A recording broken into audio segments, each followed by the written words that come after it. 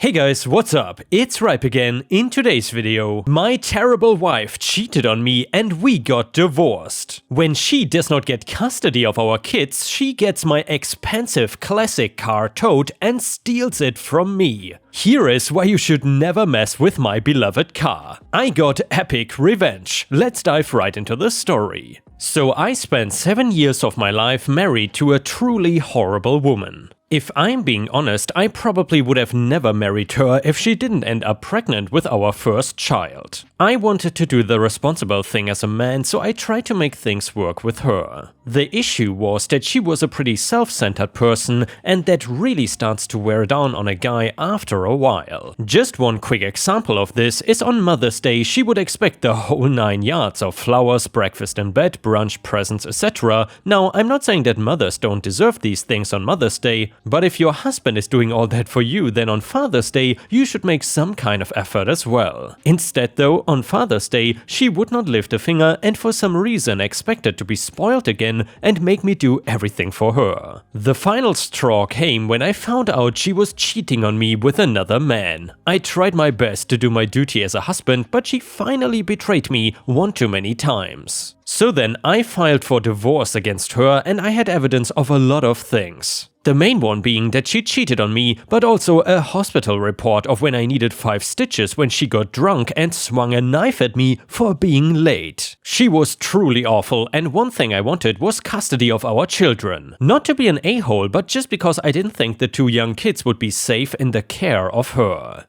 I was worried they would end up hurt, so I wanted custody with her getting visitation rights. It's not traditional, but the court backed me up saying that I was more than qualified to have sole custody of the children. It did not help that she flat out admitted that she wanted them because without them, the money she gets from me would not be high enough. One other thing she went after in the divorce was both of the cars. One of them I honestly wouldn't have minded giving her just so she could not fight that I was not budging on anything. The other car though was my classic 1970s Chevrolet Chevelle SS, and I was not gonna let her end up getting that. I had it long before we were married and she had no claim to it. Her reasoning was she needed the first car to get around and my classic car to sell because I was not gonna give her enough to live on. Just to note, she was getting alimony from the divorce, but she was probably gonna need to go and get a job too. She did not like that fact and was angry at the court decision at the end of it all. She was fighting over things she did not care about, and honestly I did not either, just so she could have a reason to fight with me.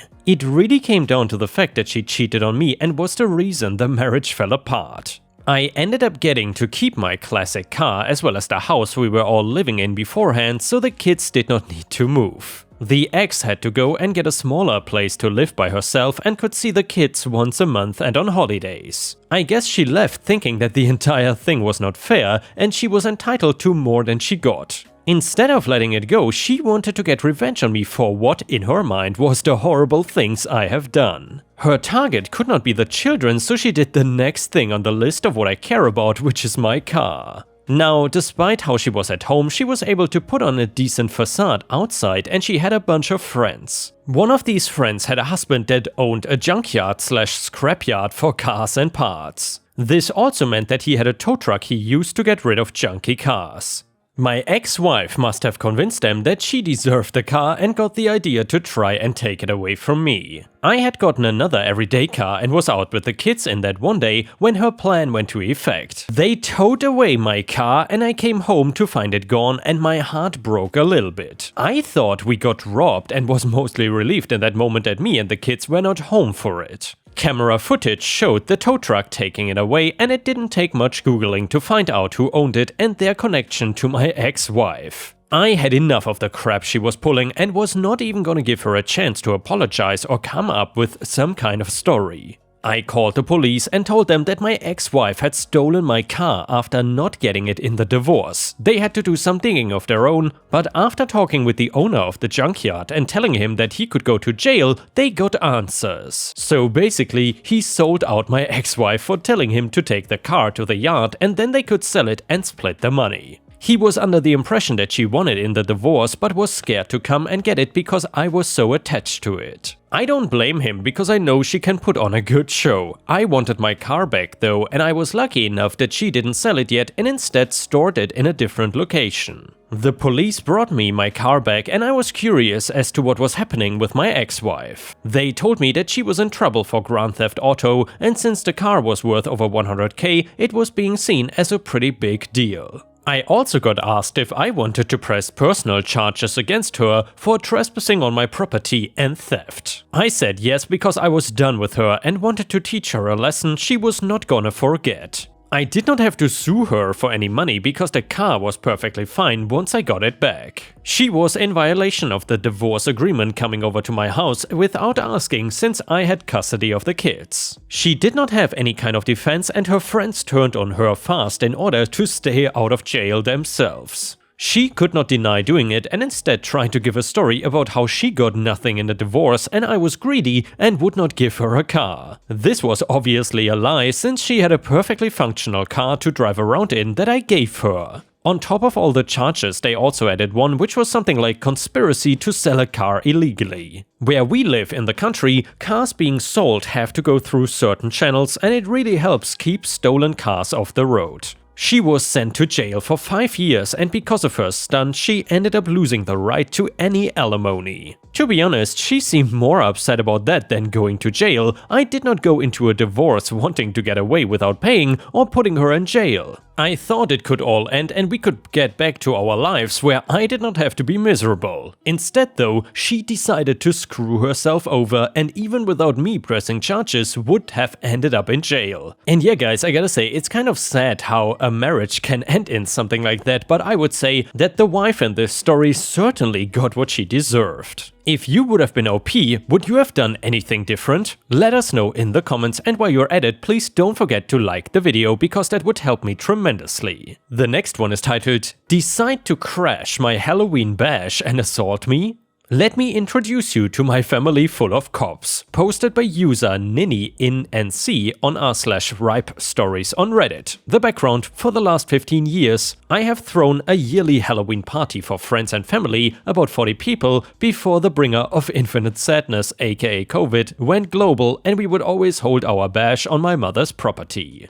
Every year, starting just days after the event, I would begin my planning for next year's theme and then spend a year creating, building and crafting all the decorations and displays for the next party by hand. We are talking the equivalent of months and months worth of work spread out over the year, plus nearly 6 weeks of setup for a party that only lasted about 6 hours. This year's theme was the Curse of the Pharaoh, where among many other displays I built a 20-foot tall pyramid and 4 10-foot tall obelisks that all lit up from the inside so they could glow eerily all night. As you can tell from just those 2 projects alone, I tend to go all out for our party. This year though, due to my mother's aging, we decided to move the location of the party from her 2-acre property to my 5-acre one. Now, the thing about my property is that it is at the end of a dirt road. Most lots in my little part of the neighborhood are 3 acres or more, and since none of the neighbors really bother anyone, none of the properties, a total of 6 on my road, are fenced in. Most of us have no trespassing signs posted on our property just to deter any strangers from making themselves a nuisance, and we have rarely had any issues for the nearly 20 years I have owned this property. And now this is where I tell you about my immediate neighbor Linda. Name changed obviously. When we first bought our home, I did my due diligence as a good neighbor and tried to be friendly with this woman. Yet from the jump she was always very standoffish and not very friendly. Every conversation in the first 2 years was very short and terse. But hey, I get it, some people are just not the people person type. So then I did my best to let it go and live my life. However, Linda apparently did not feel that way and went out of her way to constantly be in my business. And all of this without actually asking me anything. She would gossip with the rest of the neighbors and ask them questions about my life, making snide comments about the things I did to my yard, like planting flowers, growing a garden, and general yard work, and complain about every little thing every chance she got. And mind you, this was never in front or within earshot of me, always behind my back. To this day, I still don't know what I did to get on this woman's bad side, but I digress. So now onto the party. 6 weeks until Halloween, I began setting up all the displays and decor in my side yard.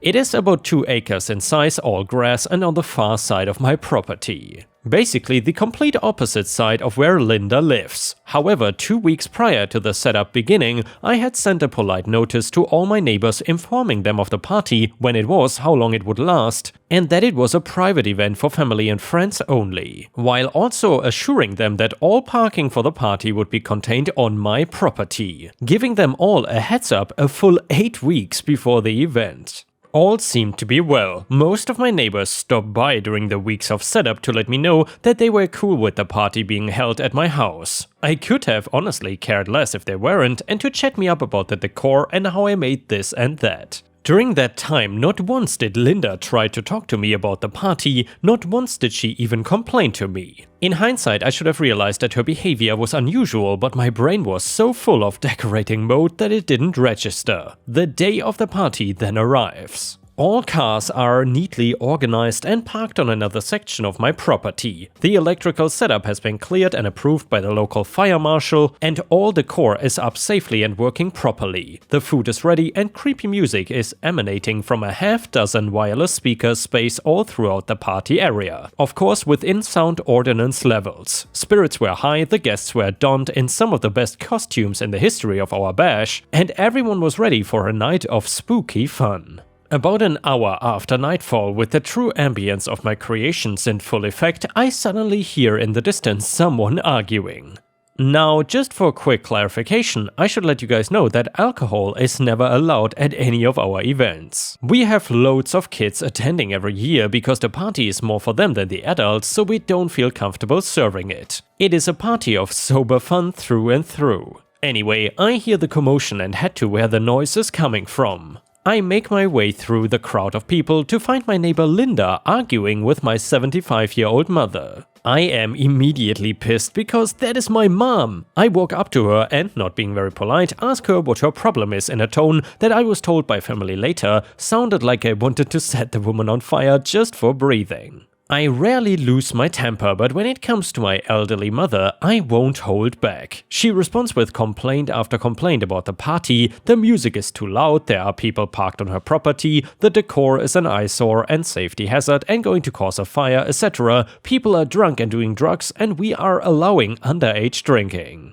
All of which was very much untrue. She goes on her tirade for about 5 minutes and then suddenly says the magic words that make my brother, 4 of my cousins and 3 of my uncles fully take notice. Linda, I am calling the cops. Chuckles ring out amongst the crowd at her declaration, and I, in my infinite knowledge, laugh loudly right along with them. Linda, not knowing that she was currently surrounded by 3 sheriff's deputies, 3 city police officers, 1 state trooper, and an MP, aka military police officer, immediately takes offense to my laughing, loses her temper, and suddenly rushes me. Before I even realize it, she lands a single punch to my face and calls me a bitch. In the seconds that follow, I try to recover from what was a pitiful hit and watch as my 3 uncles, who are currently at a party in their jurisdiction, tackle this woman and pin her to the ground. She then instantly starts screaming at them, yelling, "Get off of me, you slur! Let me go, you!" More expletives, and "Help, help, they are assaulting me!"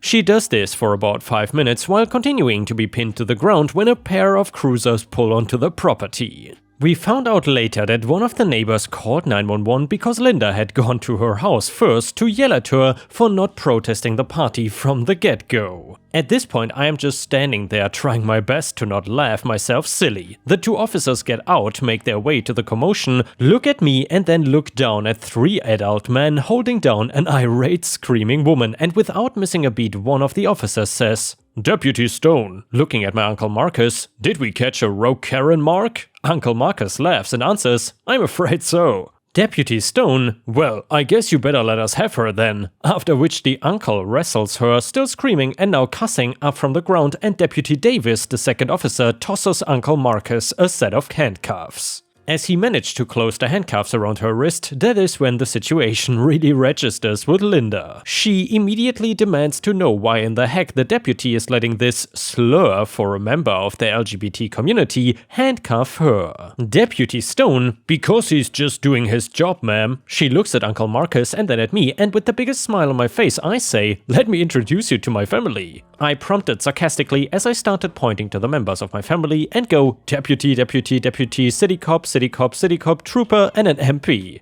And all the while her eyes are getting bigger and bigger until she finally says, "You gotta be kidding me." Me? Nope. After that, Linda was so flabbergasted that she had not only trespassed on my property and assaulted me, but had done so in the full view of enough cops that they could start their own little department in some small town somewhere. That's why she could not even speak. I ended up pressing charges and filing a restraining order. She got 1,200 hours of community service and a $5,000 fine, and was told by the judge that if she steps even 1 foot on my property again, he was gonna throw the book at her, but all's well that ends well. Even with her interruption, we still ended up having a blast that night, and the people in the neighborhood are still talking about crazy Linda falling face first into the lion's den. And the next one is a homeowner association story from r/am I the a-hole. So my wife and I own a home in an HOA. We split the mortgage and HOA fees 50-50. Recently a vacancy opened up on the board of directors and I applied for it and was chosen to serve. As compensation, the HOA fee, $400, is waived for our unit. My wife wants to split this windfall 50-50. I feel since I'm on the board and do all the work, the $400 should be all mine. She thinks if I keep the $400, it is tantamount to her paying me $200 since our overall housing costs have dropped $400, but she doesn't benefit financially. This has caused some of our worst fighting, and I am leaning towards just giving in and splitting the money, even though I do all the work. Am I the a-hole?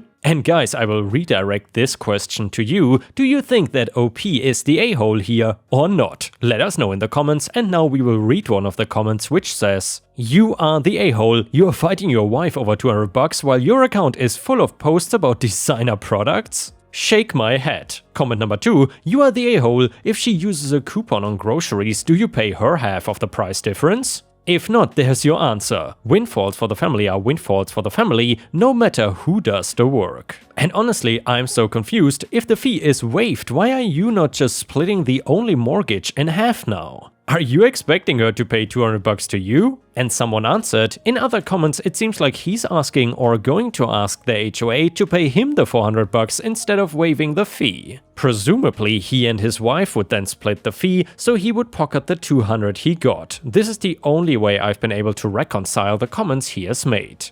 To be honest, this whole post does not make sense, but if I could volunteer for something and waive $400 of a fee my partner and I pay, I would not expect my partner to not benefit from that. OP's hyperfixation on the fee waiving being the only benefit to being on the HOA is just wild. The dude has power to make changes as a member of the HOA and is acting as though that too is not a perk. Other comments are also saying he wants his wife to pay him the $200. It is just absolutely wild. And yeah guys, I guess if you are on the board of HOAs, I mean not all of the people there are crazy, but I suppose you have to be built a certain way to accept that kind of job. Whether positive or negative, I won't really comment. But then again, I'm not sure if I've told you guys about this here a while ago, but maybe as you know, my girlfriend and I now live in a pretty nice neighborhood here in Thailand. As usual here, it is a gated community, which is where pretty much most, let's say, middle-class people live in. And my girlfriend said that recently they were thinking about building an HOA here, or at least something similar to it in Thailand.